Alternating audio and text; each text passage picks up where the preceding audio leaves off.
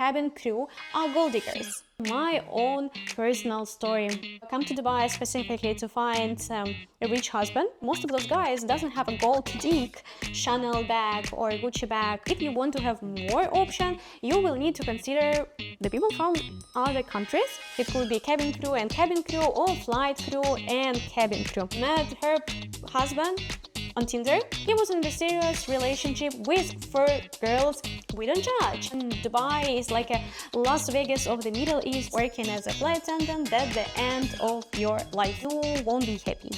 I'm a bit toxic today. Anyway, hi aviation lovers, my name is Rina. You're on the Just Dream Ginger channel, where we explore the skies, share aviation insights, and dive deep into the reality of cabin crew life. Have you ever thought about becoming an Emirates, Qatar, or Etihad cabin crew, traveling the world all the time and living in those beautiful multinational cities as Doha, Dubai, or Abu Dhabi, but wonder how can you be in a healthy relationship while working for those airlines?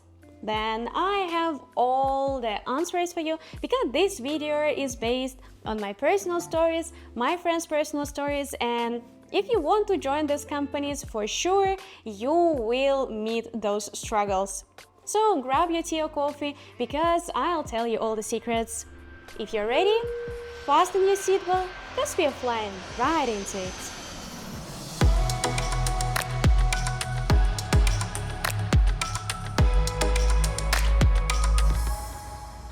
Actually, this video is part 2 of my relationship series, and my first video was about all general benefits and struggles of being a flight attendant in a relationship.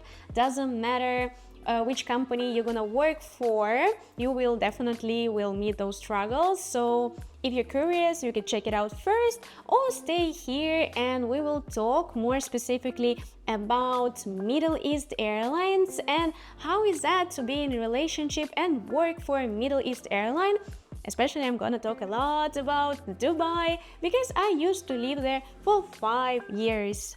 Not only live there, but being in a relationship, and spoiler alert if you don't know, I am married, so I had kind of the happy end of being in a relationship as an Emirates flight attendant, but it doesn't mean that I didn't meet those struggles. And as I said to you before, we're gonna explore the issues specifically for that region, and I'll share you also the stories of my friends who were not that lucky to be in a healthy relationship or a long-term healthy relationship.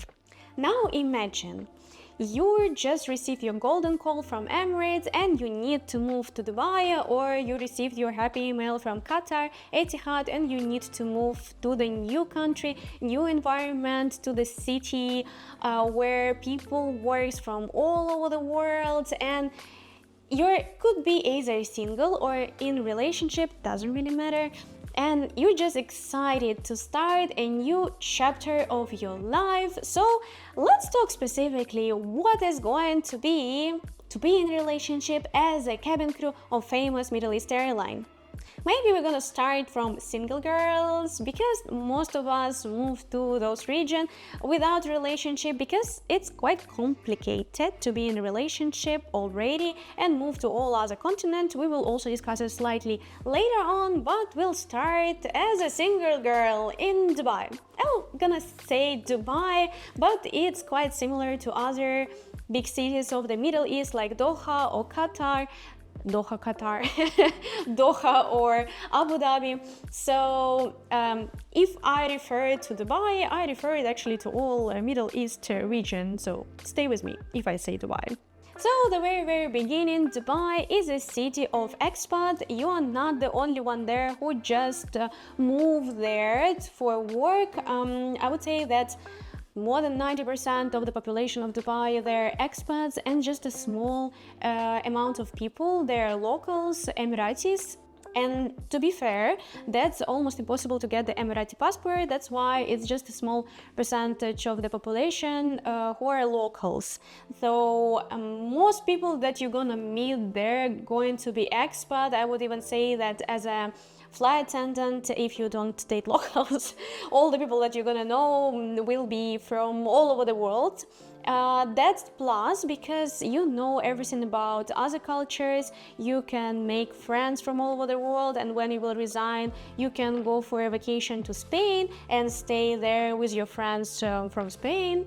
Or you can go to a vacation to Japan and stay there with your friend from Japan. But when we're talking about dating, that could be really complicated because of the few factors. The first thing that comes to my mind is a culture difference, and yes, you could still date the people from the same country as you are from, so you will speak the same language, you will have the same tradition, and you will even have the same sense of humor most of the time. But if you want to have more option, you will need to consider the people from other countries. That means that they gonna have the different culture background. Most probably they will speak other language, so you will need to communicate on your second language, which is English. And I would say that you might agree with me that when you speak English, it's slightly different person than when you speak your native language. Like I heard from so many people that I'm not that funny on English as on my native language. So for someone that might be the struggle, and that's why I'm saying that like it might be the problem, because Dubai is a city of expats. No one really go there to spend the rest of their life. Most of the people, they come with a mentality of staying there for a year, 5 years, 10 years, 15 years, for like a short period of time to work there and then go back to their home country. So that could be a really big issue in the relationship, because people, most of the time, guys, they don't think about having a serious relationship in Dubai because they want to stay there for a short period of time.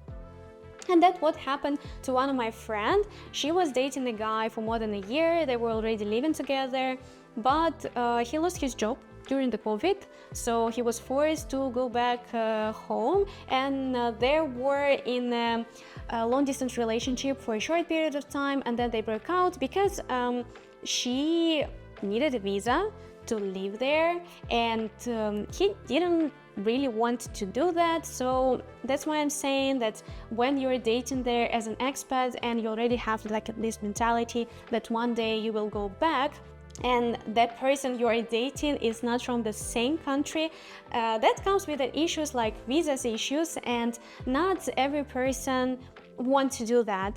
They want to be in a relationship while they're living in Dubai, but not is that serious relationship that you need to do the fiancé visa to your other half, because you don't consider it as a other half. So you might have a relationship in Dubai, you might think they're serious, but not as serious when it goes to the visa. Now let's talk about famous cabin crew dating bubble. You might think that those Middle East airlines, they're so big, popular, there are so many people working there, but you'll be surprised how small crew community is. And of course, when we're talking about the crew bubble, actually a lot of crew dating crew. Especially, not especially, like for example, my husband is a crew as well. Ex-crew, because I'm ex-crew.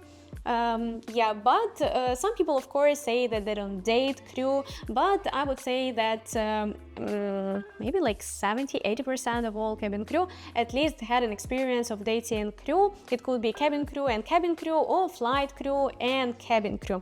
And that's also one of the issue, because first of all, even if you trust your partner, you are traveling the world all the time, and your partner traveling the world all the time with different people, and Emirates have a lot of destination all over the world, and some of them are super romantic, like Mauritius, Seychelles. So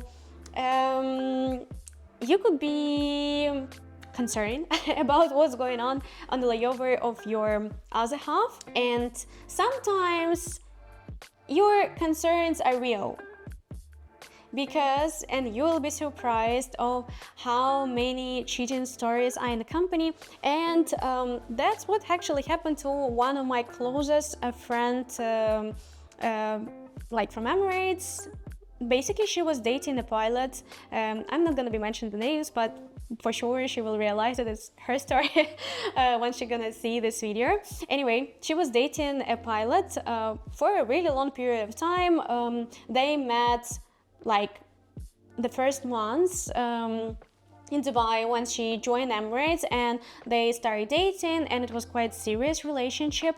He was a pilot, she cabin crew, and also it was during the COVID time, so he was redundant and he went back to his home country. They also had this long distance relationship, but because it was a serious relationship and they were still dating, he invited her to his home country. She already took a leave, and she was even thinking about that it might be that guy, you know, the guy that you're gonna get married. But then an interesting situation happened. Our common friend went for the hiking with other girl, and from that story they also started chatting, and they realized that the boyfriend of my friend were not dating only her but other girls as well. Long story short, he was in a serious relationship with 4 girls, 3 in Dubai and 4 in his home country as a long distance relationship. I still don't know how he managed to do that. Like, you need to invest into a relationship a lot of your time, energy, and you need to remember all the information about all the girls at the same time, and remember and don't say whatever. I still don't know how he did it, but that also was extremely painful experience for my friend, and she didn't believe in their like normal relationship afterwards, because like it's extremely painful experience. But it's not just my friend experience, that happens quite often.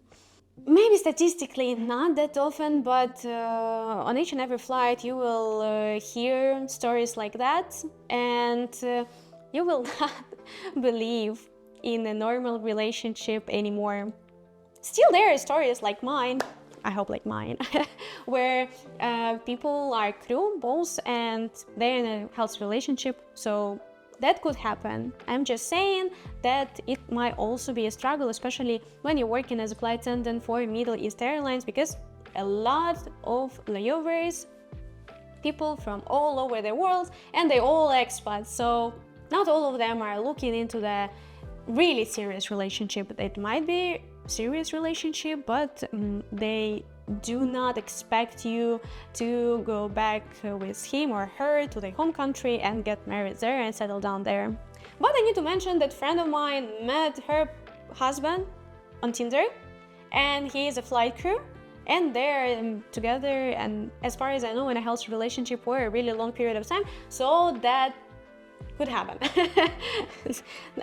Don't take everything too serious. It doesn't mean that you can be in a healthy relationship as a crew with other crew. But when I already started about the long distance relationship, I need to tell you my own personal story. So when I got my golden call back in 2019, I was dating already. So I met my husband not in Dubai but back home. He's from the same country as I am, and we were dating for a year, around a year at the time. And to be fair, I didn't want to be in a long distance relationship. I really wanted to join Emirates, but at the same time I loved my boyfriend at the time, like my husband now, but at the time he was my boyfriend. And we decided to try to be in a healthy relationship, and at the beginning of them I told my husband that I want to join Emirates, I will move to Dubai, so you need to consider it, and he was extremely supportive. I passed from the third time, and during all this time he was extremely supportive. He gave me like a small presents with airplanes, like for a luck during my interviews, so that was really nice. And that's what inspires and motivates me all the time, is that he didn't put himself above our relationship and my desires. He didn't stay like at home with me. He was extremely supportive, and he was like, whatever, if you're gonna join, I will find a job there, we'll be together. So that's why we decided to at least try this long distance relationship. And when I was still in training college, so like months and a half, 2 months, when I was in Dubai, he arrived there and he proposed, and we got married, I think almost a year afterwards, because it was a COVID time. And at that point of our life, our long distance relationship actually became longer. And that was really, really hard.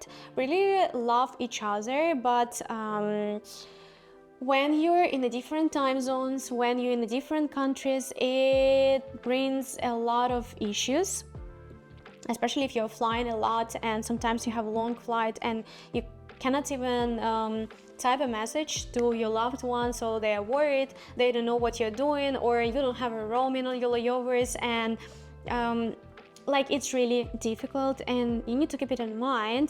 And the reason why I didn't really want to have a long distance relationship is that because I already had an experience, and the previous experience was not a pleasant one, and it didn't work, of course, obviously. And I think that my long distance relationship with my husband worked just because we knew that it's for a short period of time. We knew that we want to be together, and my husband already had a plan how he will move to Dubai. It was a bit of postponed because of the COVID time. It was really difficult to find a job during those crises, especially in Dubai. So, especially in aviation industry. So that was longer than we were expected, but still, I believe that this relationship worked out just because both of us were really invested into our relationship, and we had this kind of a date when we'll be together.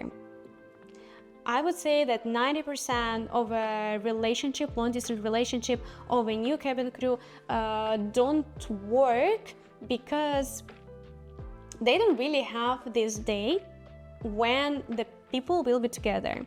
So they are dating at the time of the golden call, then they move to Dubai, and they're in kind of the agreement where they have one that they will be in a long distance relationship, and then one day the person who moved to Dubai will decide to go back home, and then they will be together, but they don't know exactly how many months or years it will take. So that's the reason for most of the arguments and most of the breakdowns.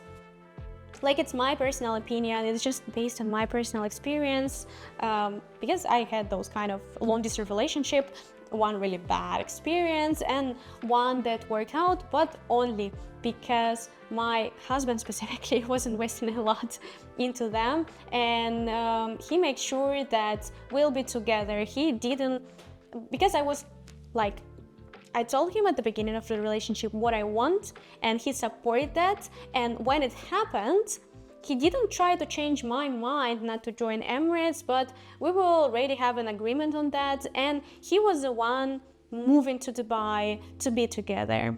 Actually, he joined Emirates as well as the cabin crew when they restart the assessment days after the COVID end. It was still COVID time, but they already had like the open days, and he was successful. So he moved, and then he also worked as a cabin crew. And that's why I said that I had those experience of dating crew and being married to crew, because my husband was a crew. But that's slightly different because we were already together before Emirates. Yeah. Well, when we're already talking about the people in a relationship, there are also some special cases of the Middle East airlines, because they actually have the restriction on your life, especially during the first contract. And you also need to keep it in mind that it might result on your like dating life, your relationship life, even if you're in a relationship. For example, you are not allowed to get pregnant during the first contract with Emirates, which is for 3 years, and not every guy could agree with that. So You might be in a relationship with an extremely serious guy. He will propose to you during the, I don't know, the first months of dating, and you will get married, and then he will want to have a child, but you have a restriction from your company, so you will either should resign or wait until the end of your first contract and then get pregnant.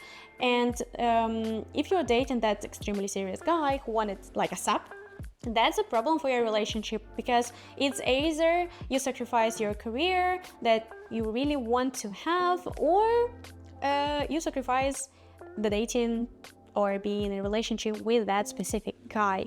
Same for other Middle East airlines. I know in Qatar they also have like a strict rules. Maybe they changed it already, I'm not sure for sure, but I knew that during the first contract, which is for 5 years with Qatar Airways, they also had this prohibit rule of getting pregnant during the first contract, but also they had a rule that you are not allowed to get married during the first contract. And even at the end of the first contract, if you want to get married, you need to ask for the permission from the company, which is super strict, and not every person could agree on that.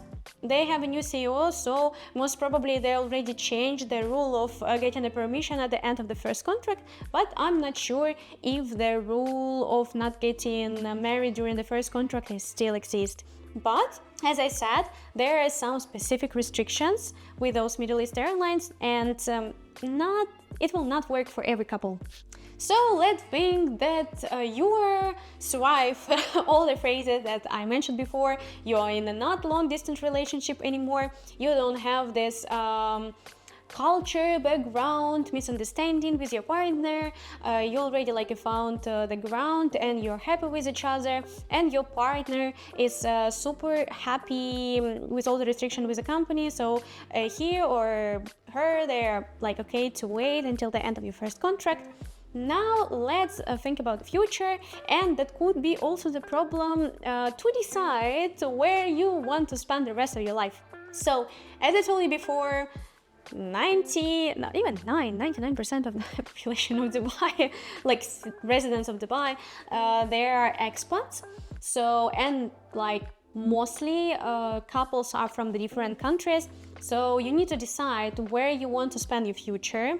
If you want to stay in Dubai, you need to decide if you want to raise a child in Dubai. First of all, it's quite pricey. Second, not every couple want to raise their children in Dubai. Friend of ours, they actually moved to Canada just because of that reason. They were quite successful in UAE, but they didn't really like the educational system in UAE, and they wanted to move to Canada. It was their personal choice. I'm not saying anything about that, but it's for every couple to decide, and it's quite serious to decide where you want to live, where you want to raise your child. So that also could be a problem, which is extremely specific just for the Middle East region for expats. And now bonus point, gold diggers. So that's actually the problem of both sex, male and female.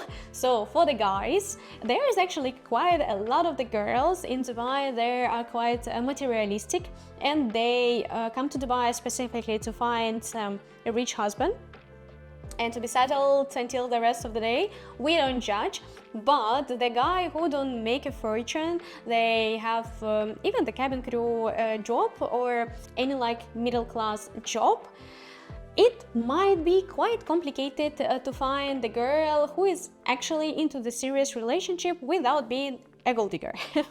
Now, the opposite part is for the girls. I would say that majority of the guys in the Middle East region, expats, not locals, they think that every girl, especially cabin crew, are gold diggers.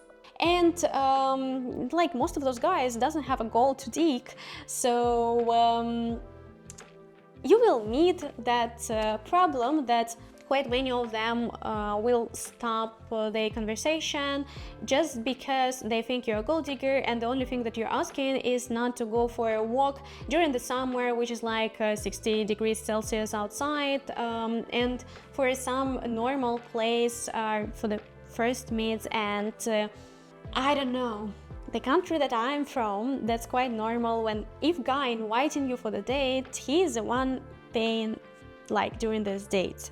And it's just a part of my mentality, for example. And even if I'm the person who is inviting someone else, like for example, for my friend, I'm inviting my friend for a lunch, that's normal for me to pay for that lunch.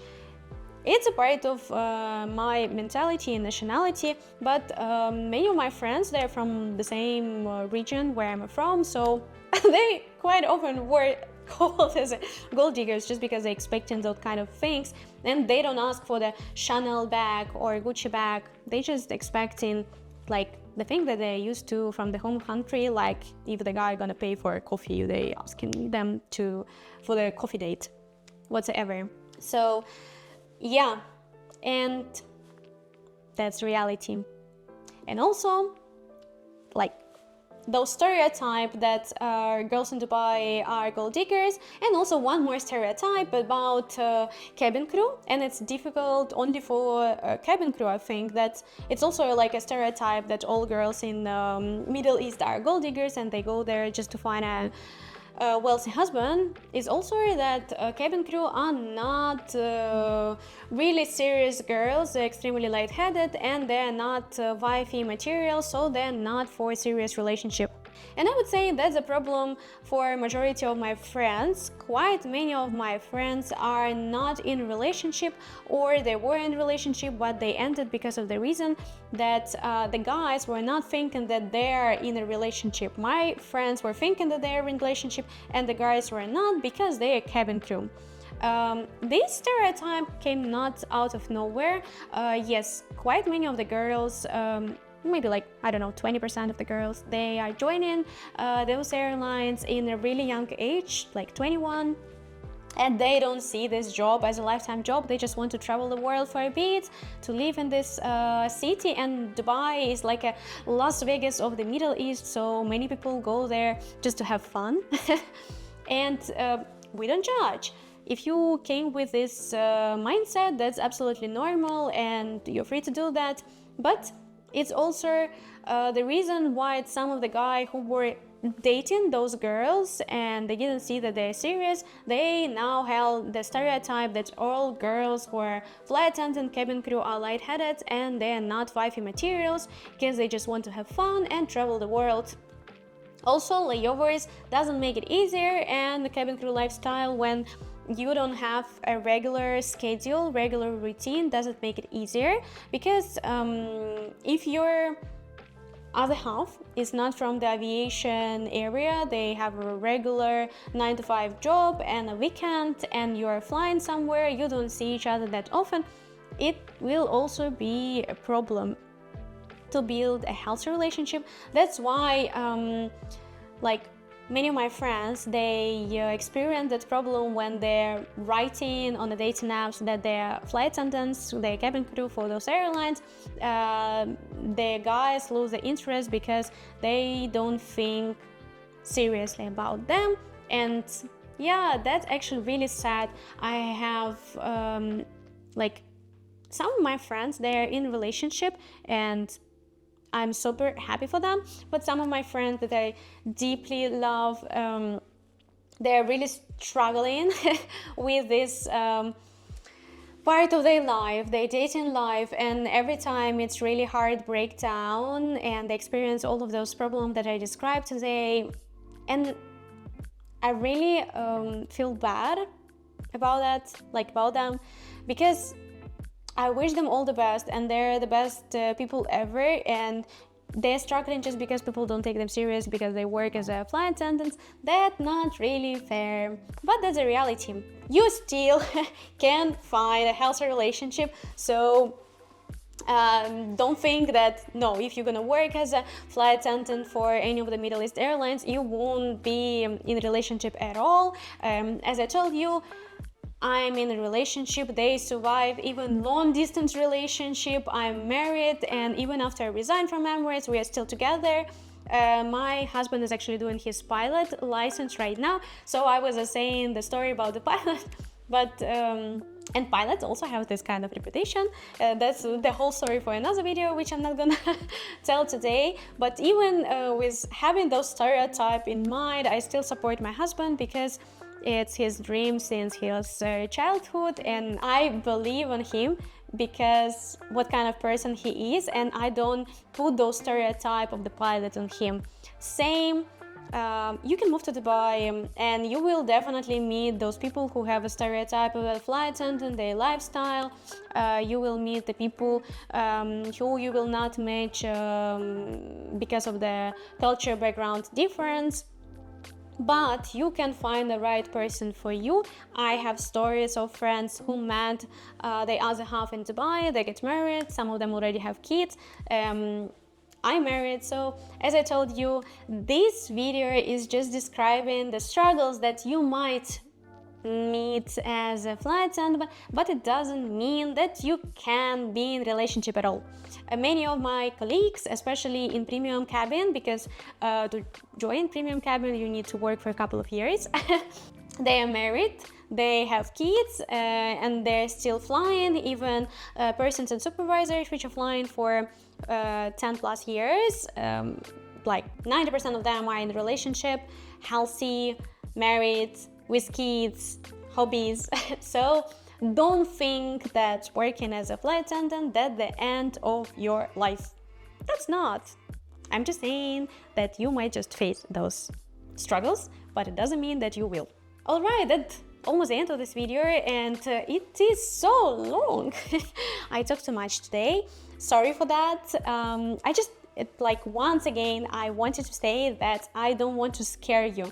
Just if you want to join and you are on your joining formalities in progress, you might be just slightly more prepared and don't build these fairy tale stereotypes. Yeah, it might be difficult, but it doesn't mean that you won't be happy.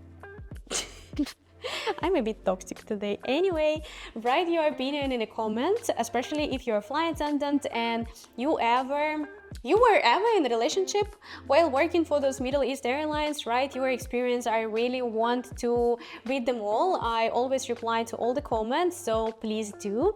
Of course, if you like this video, don't forget to like and subscribe to this channel because it gives me motivation to do more and more of such videos. And I believe I see you soon. Bye!